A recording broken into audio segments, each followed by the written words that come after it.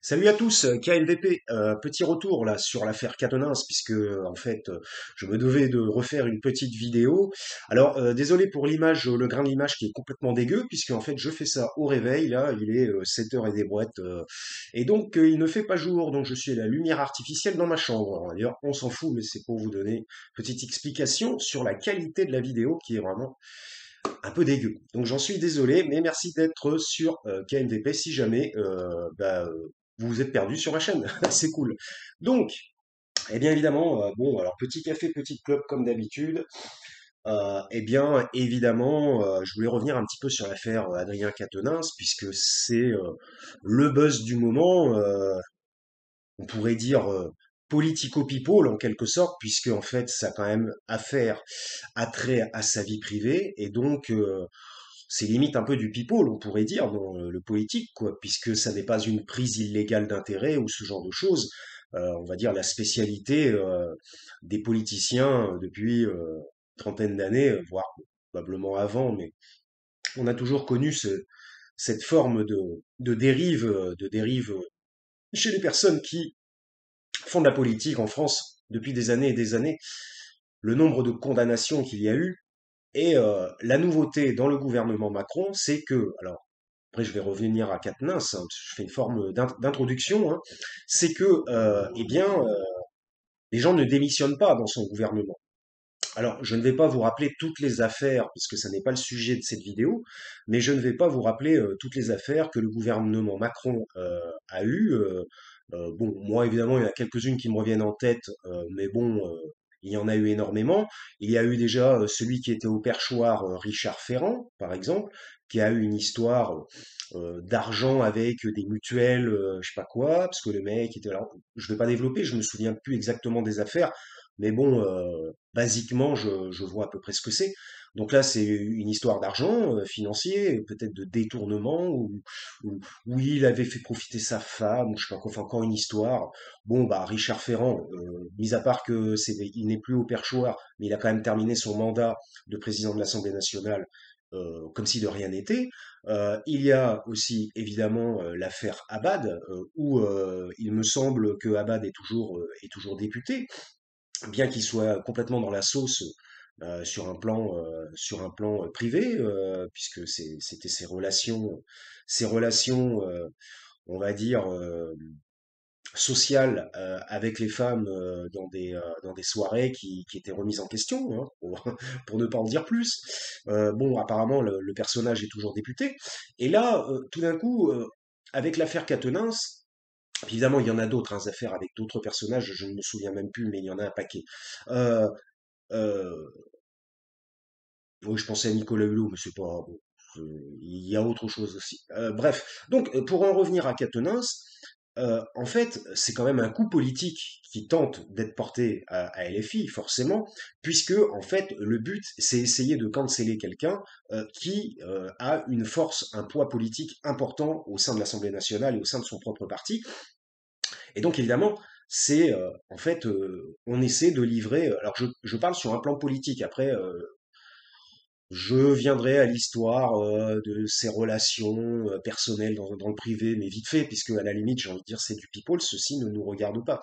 À partir du moment où il n'a pas été condamné, il n'est pas encore condamné, alors évidemment, tout de suite, il y a une mise en examen, hein. En 3 jours, là, il y a une mise en examen, alors que, en plus, sa propre femme n'avait pas demandé ce genre de choses. Elle avait demandé que ça ne s'ébruite pas et que ça ne vienne pas entacher, d'après ce que j'ai compris, hein, moi je vous dis, moi, d'après ce que j'ai compris, et que ça ne vienne pas entacher sa réputation politique, ou du moins son travail en politique au sein du parti et de l'Assemblée nationale. Donc là, c'est complètement l'inverse. On a complètement une inversion de ce qui était demandé.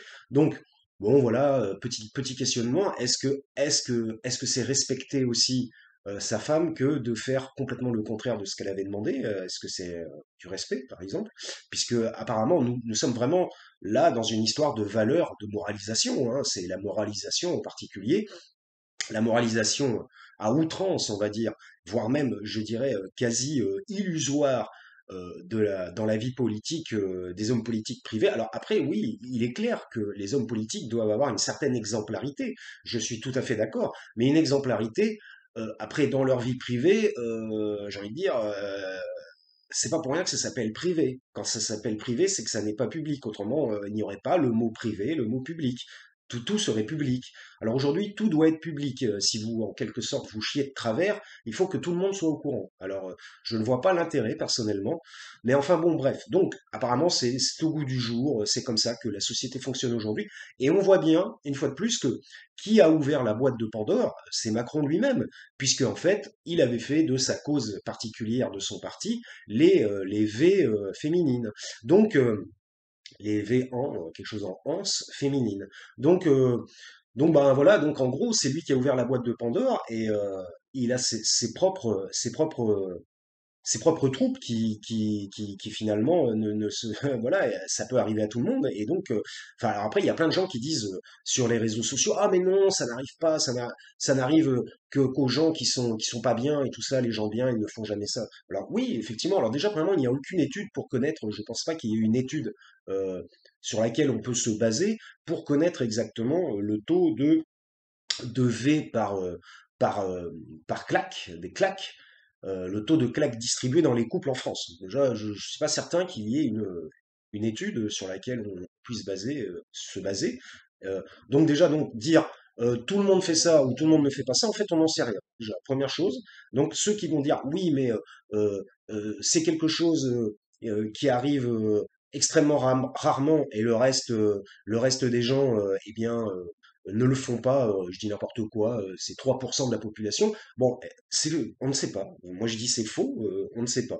Moi, à vue de nez, je pense que on doit limite être à 50%. Après, bon, moi c'est ma vision personnelle, puisque il est facile de montrer par devant, comme ça, de se montrer lorsqu'on est en société, être une bonne personne, puisqu'évidemment, on va pas arriver en société en disant je suis la pire des personnes, parce qu'évidemment, il va y avoir un rejet dans ces cas-là, et on essaie toujours de se montrer, et c'est ce que d'ailleurs les réseaux sociaux essaient de faire, de montrer l'être humain sous son meilleur jour, en quelque sorte, mais malheureusement, le naturel revient au galop, et souvent on voit l'inverse, puisque voilà, c'est tout simplement quelque chose qui existe, comme disait Charcot, ça n'empêche pas d'exister. Euh, et donc, je dis, bon, on ne vit pas dans le monde des bisounours, des petits-enfants. Peut-être que c'est une forme de régression, on essaie de faire devenir l'adulte, et les travers de l'adulte, on essaie de les résorber comme on résorbe les travers d'un enfant, en quelque sorte. Mais seulement le monde de l'enfance, c'est complètement différent du monde des adultes. Il n'y a pas les mêmes tenants aboutissants et il n'y a pas les parents au-dessus pour gérer. Voilà, il faut s'autogérer et c'est pas toujours évident et on peut connaître des travers et c'est comme je l'ai déjà dit, qui n'a jamais péché lui jette la première pierre en quelque sorte dans l'autre vidéo. Bon bref, j'ai beaucoup blablaté là pendant 4 minutes, un peu dans le vide, désolé. Mais pour en revenir à l'affaire Quatennens, alors donc je m'étais trompé, moi j'avais dit qu'il ne se retirerait pas. Alors pour l'instant, on ne sait pas exactement. Est-ce qu'il se retire de la politique ou pas? Est-ce qu'il va abandonner son mandat de député? Je n'en sais rien, évidemment. Il y en a qui appellent à la démission, forcément, puisque c'est un coup politico-social. C'est vraiment, pour eux, enfin, c'est du pain béni, en quelque sorte, malheureusement. Que la tête de Quatennens sur un plateau. Un personnage qui dérange à l'Assemblée nationale et qui a une capacité oratoire très très forte et il est une forte capacité à convaincre l'autre par son discours. Et donc c'est vraiment dommage de pouvoir se passer d'un orateur tel que Quatennens, parce que bon, ok, la cause féminine, ok, c'est une cause, mais c'est une cause sociale parmi d'autres causes en France, et il n'y a pas que ça. Alors je dis pas qu'il faut le mettre de côté, c'est pas le problème, mais il n'y a pas que ça. Et donc, à partir du moment où cette cause-là va venir, comment dire, dépasser, surnager toutes les autres causes vont, elles, être mises un peu de côté. On va ne voir que cela, et ce qui n'est pas une bonne chose, parce que il y a d'autres problèmes en France que cela. Même si effectivement, je suis d'accord, ça peut être aussi un problème à mettre sur la table. Mais néanmoins, je veux dire, en même temps, déjà, premièrement, ça ne, correspond qu'à une partie de la population, puisque c'est la population féminine. Donc je rappelle quand même qu'en France, il y a des femmes et des hommes, donc on ne parle qu'une partie de la population. Mais quand vous prenez par exemple la cause du pouvoir d'achat, eh bien là, ça touche tout le monde, et ça touche aussi les enfants, vous voyez, par exemple. Voilà. Alors pourquoi aussi il pourrait y avoir aussi la maltraitance des enfants, qui pourrait être une cause maltraitance plus les choses un petit peu bizarroïdes qui peuvent se passer dans les familles que je n'ai pas envie de citer, vous voyez, à cause de la censure, parce que ça n'est pas le thème. Bon, ça peut être aussi une cause de quinquennat, hein, tout ça, hein, vous voyez. Enfin, si vous voulez, bon, voilà, moi je suis pas en train de minimiser la question de la cause féministe, mais néanmoins, c'est, selon moi, c'est une cause parmi tant d'autres, et c'est dommage que cette cause vienne occulter le reste, comme par exemple le pouvoir d'achat et les différents problèmes rencontrés en France, ou alors le côté le plus qui devient de plus en plus antidémocratique avec Emmanuel Macron, quoi. Le côté vertical, régisseur de la France, tel un roi. Donc, tout ça aussi, ce sont des causes importantes et ça touche tout le monde, ça touche toute la population française, quoi. Par exemple, aussi les retraites qui vont arriver, ça risque d'être un gros bordel. On va bien voir comment ça va se passer. Probablement qu'il y aura une utilisation de 49.3. Donc pour en revenir à Quatennens, je ne pense pas que ce soit une bonne chose qu'il se démobilise euh, de sa fonction de député, puisque c'est quand même, il a quand même un rôle à jouer assez important pour aider à la cause de ceux qui souffrent finalement. Ce qui, oui, je sais, ça peut être paradoxal parce qu'on va dire oui, mais il peut pas parce que il peut pas faire ça parce qu'il a fait ça avant. Mais il faut bien voir que, moi je vous le dis, enfin selon moi, c'est sa vie privée. Après, quand s'il se fait canceller par son propre parti, alors en ce moment il y a des voix plus ou moins euh, c'est mi-figue, mi-raisin, quoi, dans son parti. Il est un peu soutenu, mais pas soutenu en même temps. Bon, bref, je sais pas trop. Pour l'instant, on peut pas trop faire de plan. On verra bien dans le futur. Mais par exemple, bon, s'il est cancellé de son parti, bon, en même temps, s'il est cancellé de son parti, il est clair qu'il pourrait pas trop être député LFI puisqu'il serait plus dans le parti. Ou alors, dans ces cas-là, il faudrait qu'il monte son propre parti. Je ne sais pas trop comment ça pourrait se passer. Mais bon, j'ai l'impression que je pense pas, puisque bon, Mélenchon, je ne pense pas qu'il veuille le canceller. Il faut quand même pas oublier que Mélenchon, c'est quand même la tête pensante du parti, même s'il s'est plus ou moins retiré en attendant depuis les présidentielles. Mais bon, bref. Donc on verra bien. Néanmoins, je pense que, voilà, pour terminer, je pense que ça serait une faute grave pour l'avenir de la France, tout simplement, et aussi de la France insoumise. Ça serait une faute grave de canceller Quatennens. Alors après, je pense que c'est tout simplement cette histoire est une affaire juridique. Euh, c'est une affaire juridique. Si la justice pense que Quatennens a une culpabilité importante et donc il doit avoir une peine, eh bien il aura une peine et donc eh ben, il fera partie malheureusement pour lui des gens des politiques qui ont été justiciables à un moment donné, voilà, qui auront une peine. Alors après, on va dire oui, mais c'est pas pareil que Balkany ou tatati tatata. Bon, après, je veux dire détourner de l'argent pendant des années, de l'argent public ou alors payer euh, des faux des fausses personnes qui travaillent, enfin comment dire, je sais plus faire des emplois fictifs quoi et tout ça, ou alors faire profiter sa famille de choses, ou alors acheter comme la députée, euh, me semble-t-il, Dubosc ou je sais pas quoi, non, enfin je sais plus comment elle s'appelle, je voudrais pas me tromper, c'est peut-être pas elle, non, je crois que c'est pas elle, je sais plus. Bon bref, la députée qui avait acheté de la lingerie avec les enveloppes parlementaires, ce qui normalement ne sont pas faites pour ça. Bon, écoutez, ces gens-là sont toujours en poste et toujours en fonction. Et donc, bah alors pourquoi devrait y avoir une démission de l'un alors que les autres n'ont pas démissionné, ou alors on ne leur a pas demandé de démissionner et ils s'accrochent à leur poste. Donc ce serait injuste, ou alors ça serait pour vraiment montrer l'exemple. Mais malheureusement, c'est que ça coûte cher de montrer l'exemple. Bon, déjà, il a fait des formes d'aveu dans son communiqué. En quelque sorte, il a endossé la responsabilité et voilà, donc il a fait des choses que les autres n'ont pas fait, ce qui est déjà je pense, un premier pas positif de sa part. Donc voilà, selon moi, ça serait dommage, je dis bien, voilà, ça serait dommage qu'il soit cancellé et qu'il... en plus, bon, c'est un personnage qui est quand même assez dans les convictions et qui, politiquement, eh bien, politiquement, il fait pas de la politique pour rigoler, lui, je pense. Il est vraiment très, très, très, très impliqué dans ce qu'il fait. Et donc, c'est c'est limite une mort sociale pour lui que de le canceller politiquement, parce que bon, qu'est-ce qu'il va faire? Il va pas aller trouver un boulot dans une entreprise après. Enfin, je le vois mal. Bon, en plus, le mec, il aime bien faire de la musique, tout ça, il est batteur. Bon, bref, je vois à peu près le personnage. Je veux dire, c'est quand même quand on a fait des mandats politiques comme ça depuis aussi longtemps, enfin, et que qu'on est lancé en politique, c'est difficile de s'arrêter du jour au lendemain. Vous voyez, par exemple, Sarkozy, voilà. Donc, moi, je pense pas. Ça serait vraiment dommage de lui couper la tête. Hein, enfin, ça serait une erreur, je pense. Euh, voilà. Et bien, écoutez, le pardon, ça existe aussi. Hein, il a tué personne, il me semble. Hein, c'est pas un meurtrier non plus. Et on pardonne bien parfois des meurtriers, vous voyez, ça peut arriver. Bon, le pardon, ça existe aussi. Il a fait amende honorable. Après, bah voilà, moi, c'est mon point de vue. Après, je dis pas que c'est bien, c'est pas bien. Je suis pas là pour juger, de toute façon. Il a fait ce qu'il a fait. Et pour tout vous dire, euh, qui utilise l'épée périra par l'épée. Et donc, en quelque sorte, c'est facile de dire oui, de jeter l'opprobre sur un personnage et dire ah regardez le sale gars, le salaud, le machin, le truc. Moi, je suis quelqu'un qui n'est pas comme ça. Moi, je suis meilleur. Moi, dans la moralisation, je suis au-dessus. Nanani, nanana. Et puis, ben, un beau jour, ça vous arrive à vous. Voilà, parce que les circonstances sont difficiles et parfois, on ne maîtrise pas toujours. Si psychologiquement, l'être humain a un côté inconscient aussi qu'il ne maîtrise pas et parfois on ne maîtrise pas tout. Et donc voilà, donc c'est ce que je voulais dire. Donc c'était sur l'affaire Quatennens pour dire donc pour terminer 16 minutes, c'est un peu long, juste sur une seule affaire, mais je n'irai pas plus loin que 20 minutes, hein, je pense. Eh bien,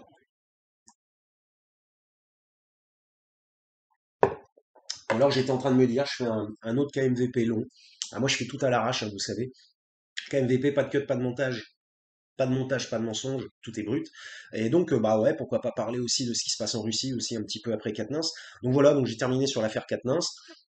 Voilà, bon, moi c'est mon avis personnel, chacun a le droit d'avoir son propre avis, c'est la démocratie, comme j'ai déjà dit dans KMVP. Écoutez, ben, après on verra, hein. Après, si vous jugez qu'il faudrait lui couper la tête, eh bien, c'est votre jugement personnel, libre à vous. Moi je pense qu'il faut voir aussi sur un plan de la réalité à quoi peut servir Quatennens, pour la France, je parle. Hein. Après sa vie privée, est-ce qu'il chie de travers, est-ce qu'il chie droit, est-ce qu'il fait ci, est-ce qu'il fait ça le regarde. S'il a une condamnation dans sa vie privée, ça n'a pas de rapport avec la politique, il me semble. Ce qui s'est passé n'a aucun rapport avec la politique. Donc pourquoi devrait-il se canceller avec la politique? Ou alors ils se sont pris la tête parce que l'autre, elle voulait se mettre à droite, peut-être, elle voulait changer de parti. Non, bon, enfin bref, ça n'a aucun rapport avec la politique. Donc pourquoi devrait-il se canceller politiquement? Vous voyez, c'est assez simple.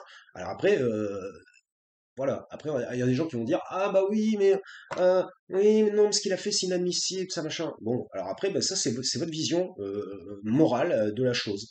Et voilà. Je dis pas que c'est bien, je dis pas que c'est mal, mais je dis que ça n'a aucun rapport avec un mandat politique. Donc si ça n'a aucun rapport avec un mandat politique, excusez-moi, parce que l'autre qui s'achète de la lingerie avec des enveloppes parlementaires, ça a un rapport avec la politique. Elle utilise l'argent des Français, euh, elle utilise l'argent de la France pour s'acheter des choses personnelles qui vont lui servir dans sa vie privée à elle. Et alors que je pense que ce sont des gens qui ont quand même un petit peu d'argent tout de même. S'ils étaient complètement pauvres, on pourrait peut-être comprendre, mais ça n'est pas le cas. Donc, si vous voulez, ça a quand même un lien avec la politique. Il y a toujours un lien avec la politique, mais là, dans l'affaire Quatennens, je suis désolé, il n'y a aucun lien avec la politique. C'est de l'affaire purement privée. Et donc, bah, si c'est purement privé, je ne vois pas en quoi ça devrait entacher la réputation politique, je dis bien politique, d'Adrien Quatennens. Voilà. Donc, bah voilà, bah, j'ai terminé là-dessus, et puis j'espère que il continuera. Bien que la question que je suis en train de traiter là, c'est l'affaire Quatennens sur le plan politique, mais ça n'est pas la question des V féminines, vous voyez. C'est un autre débat, c'est un autre sujet. J'en ai déjà traité plusieurs fois dans certains cas MVP, mais je n'en fais pas un sujet à chaque fois, un sujet global total du KMVP, hein, je le place par-ci par-là. Donc bah écoutez, on va continuer un petit peu parce que bah voilà, hein, l'appétit vient en mangeant. Eh bien, parlons un peu, pourquoi pas, de la guerre en Ukraine, un petit peu de la Russie, parce qu'il s'est passé des choses. Là. Bon, je vais pas parler de la mort de la reine, hein, 96 ans, elle est morte, voilà, très âgée. Hein. Apparemment, c'était pas plus ou moins prévu. Hein, elle est un petit peu morte comme ça. C'est-à-dire il y avait peu de prévisions, ou alors il y a tellement de secrets autour de ça que rien n'était su, mais bon, c'est vrai qu'à cet âge-là, malheureusement, ça peut arriver rapidement, et j'en sais quelque chose avec ma mère que j'ai gardée pendant 3 ans, qui était complètement handicapée, que j'ai éviter d'aller en maison de retraite, justement. Macron parle, alors il veut s'occuper de la fin de vie des vieux. Ouais, alors je vais vous dire, moi dans les hôpitaux, il y a certains vieux, ils sont semi-euthanasiés, hein, c'est ce qui s'est passé pour ma mère, hein. Elle a été mise sous morphine. Euh, j'ai même demandé une mise en expertise de la personne qui s'en est occupée, quoi, parce que bon, il y a eu quand même un souci, hein. Elle est décédée très rapidement à l'hôpital. Elle a été gavée de morphine parce que soi-disant elle souffrait. De toute façon, elle souffrait depuis 3 ans. Bref, elle a été gavée de morphine et puis elle est tombée dans un coma en fait, pour tout vous dire. Elle avait du mal à se nourrir, tout ça, et elle est tombée dans le coma. Et puis bah du coma après elle est morte. Je sais pas si elle n'avait pas été surdosée en morphine, parce que je pense qu'elle était un petit peu dosée en morphine, même si je m'y connais pas trop là-dedans.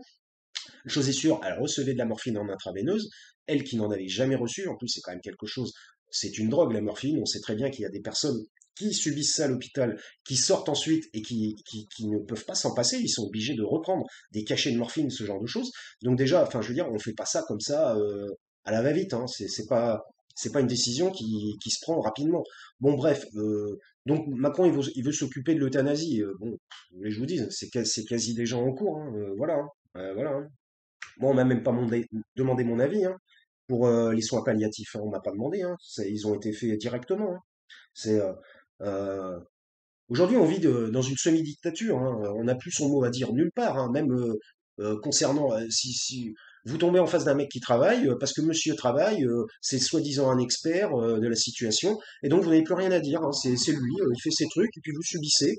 Et puis bah à la fin, en plus, il faut lui faire un chèque et lui dire merci, alors que c'est absolument pas ce que vous demandiez, ce que la personne a fait, elle a fait n'importe quoi. Et puis à la fin, il faut lui dire merci. Bah, je suis désolé, on a quand même son mot à dire sur les choses personnelles qu'on vit, hein, quand même, hein, et les choses qui nous touchent.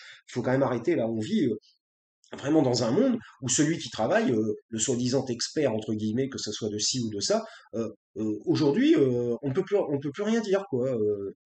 Les gens qui bossent ont toujours raison, mais où est le respect de la personne avec qui ils sont en lien, quoi, enfin, du client ou du demandeur, voilà, enfin, bon, bref, moi je trouve ça très étrange.